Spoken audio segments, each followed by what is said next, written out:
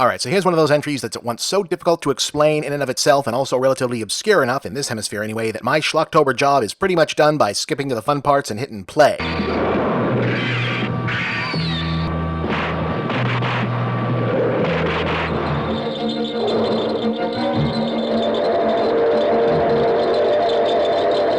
Which means I get to take a minute up front to talk some shop. So I try to watch as many different kinds of movies from as many different cultures from all over the world and as many different eras as possible. I cast a wide net, very wide net. I see movies from all over North and South India, Pakistan, Iranian films, Brazil, Egypt, Mexico, Cuba, pre- and post-revolutionary, Soviet Russia, modern Russia, both Koreas, including the stuff Kim Jong orders up, movies from all over Eastern Europe, South America, unlicensed Ugandan Terminator movie, seen it. Unlicensed Mortal Kombat movie from Ghana, seen it.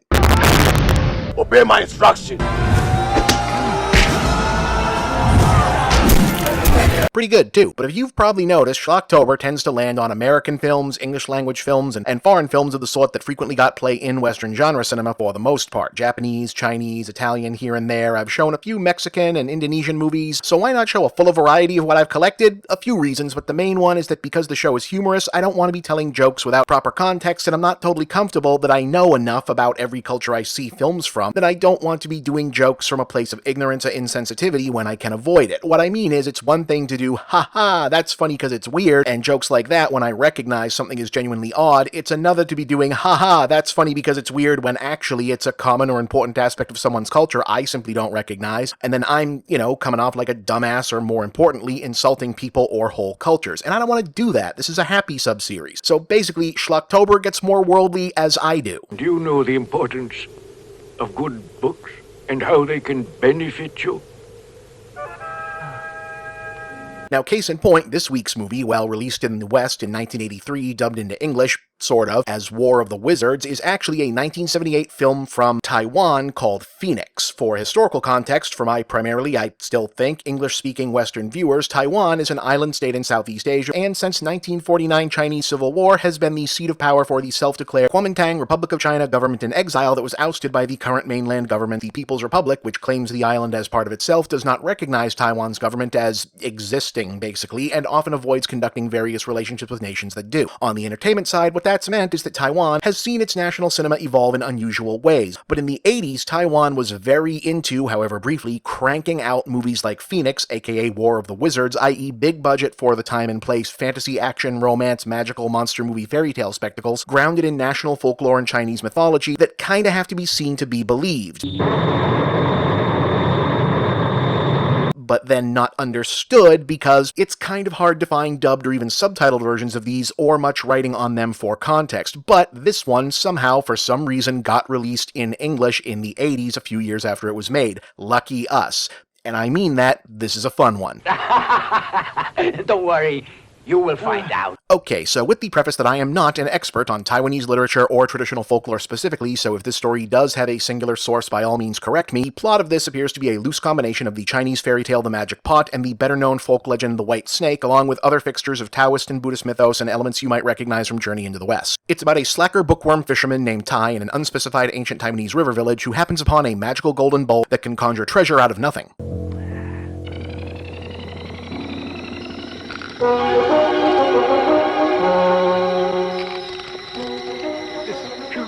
Which he immediately uses to become a big-shot rich guy and impress his idiot friends as ancient China's version of that guy from Entourage. I could buy this restaurant, this whole place, with a snap of my finger. Fella. Right. Buy it out. Sit down. How you buy this place? You're a very rich fella. Yeah.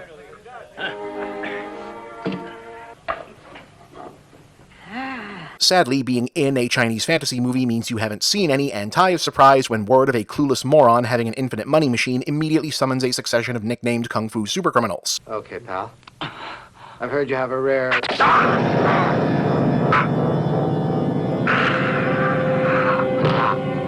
Wait a second. So you are... Deadly chopstick. Money is my game. You just think about this. You know I can nail your hide to the wall with these deadly chopsticks. But I would probably die. Yes, but if you want to live... This is legitimately funny. This, 'Pure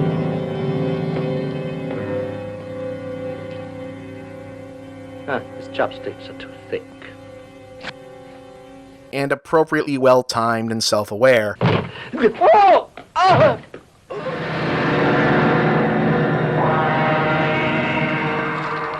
All right. All these weapons are quite deadly. But I, Killer Palm Force, can kill without a trace. Is this movie actually good? I can see that you think Palm Force is deadly. No, it's not. But this part is fun. Wait, two heroes. Wait, please. Can't you tell the difference between hero and heroine? Okay, so Tai gets saved by two smoking hot ninjas, but not ninjas, because this isn't Japan's sisters, who also showed up out of nowhere and immediately agree to be his live-in bodyguards, which is not suspicious at all, because again, Tai is an idiot, because it also takes him like a day to fall for this. A rich man should be married. What do you think of my sister Violet? We depend on each other. She can't be left alone. Do you understand? Though he does call one hell of a bluff. Say, you don't have to worry. Why, the three of us can... You were saying you would prefer to marry both of us? Wait, please. Violet, if it doesn't bother you, it doesn't bother me. I feel very good about his proposal.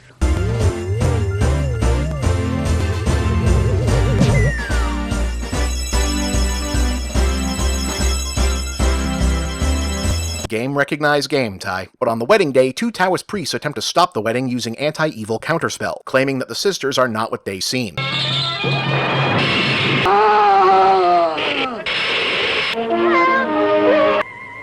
But then Tai is all like, well, on the one hand, actual working light side magic is zapping them away from the holy temple right in front of my eyes. That seems like a bad sign. But on the other hand, wedding night sex with hot ninja sisters. I have to risk it all.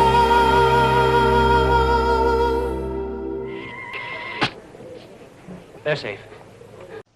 Logical. But okay, so long story short, the sisters are bad guys, henchwomen of a yet unseen arch-villainess whom we're now hearing about for the first time, who's dispatched them to get the magic bowl and the Taoist priest, who, based on their costuming and abilities, may or may not have been intended to be specific demigods or representational figures of the yin and yang concepts themselves, are trying to stop them. The effects used to reveal this are not great in the only available VHS transfers, but I think the girls are meant to be fox spirits, as their mistress appears and identifies herself as Flower Fox.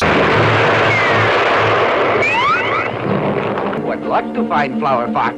This time you won't get away from us. That's Betty Pai Di, by the way, also known as Betty Ting. She was a big deal actress all over China in the 70s. Tragically, her whole career and persona were very much overshadowed by having been Bruce Lee's mistress, and whose apartment Lee had in fact died in, leading her to be the focus of grotesque conspiracy theories and media hounding for many years after that. Very sad. Anyway, the girls decided that Tai is nice because he didn't let the Tao guys hurt them, and they no longer want to be evil. Sure.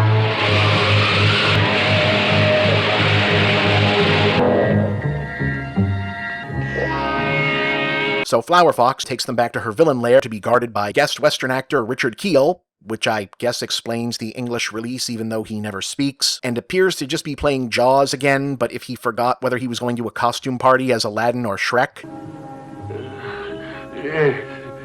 And Tai gets rescued by the Phoenix, which, yes, people actually from or aware of East Asian folklore, that's obviously supposed to be Feng Huang, the great bird of Chinese mythology, a composite of pheasant, duck, peacock, crane, parrot, and swallow. I didn't do the translation, which deposits him on top of the Fairy Mountain, where he meets an old man who agrees to teach him how to defeat Flower Fox because reasons. Given the name Fairy Mountain in the translation, I'm given to think this is meant to be the Kunlun Mountains, bordering the gardens of Xuanpu Fairylands, or Heavens, which possibly makes this old man the supreme deity, so yeah. Anyway, Flower Fox is gonna kill everyone. Take a look inside your vessel.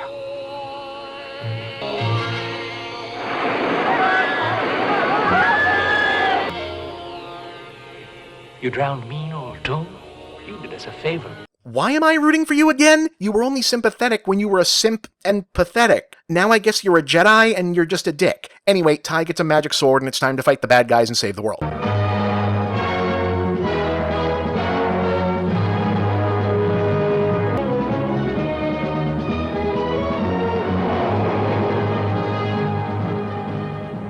Oh yeah, great, but once he loses even half a heart piece, it won't do that anymore.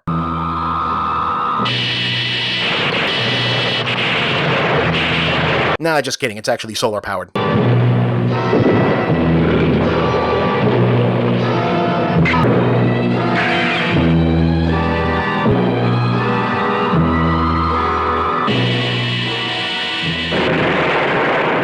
Which means Richard Kiel gains the advantage in the very next scene by the brilliant strategy of fighting indoors.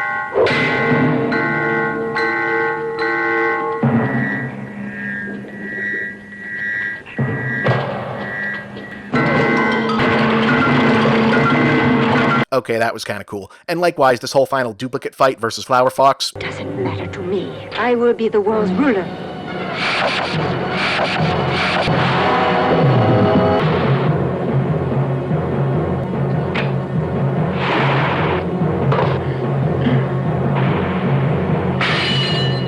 I mean, it's completely stupid looking, but that must have taken forever to figure out without digital effects tools. Respect.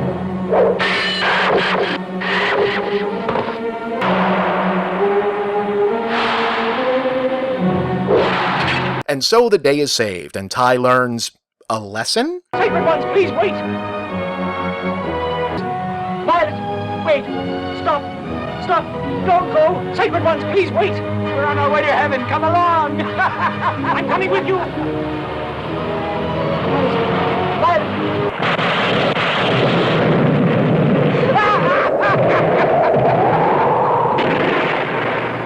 You gain tremendous knowledge and great skillful powers!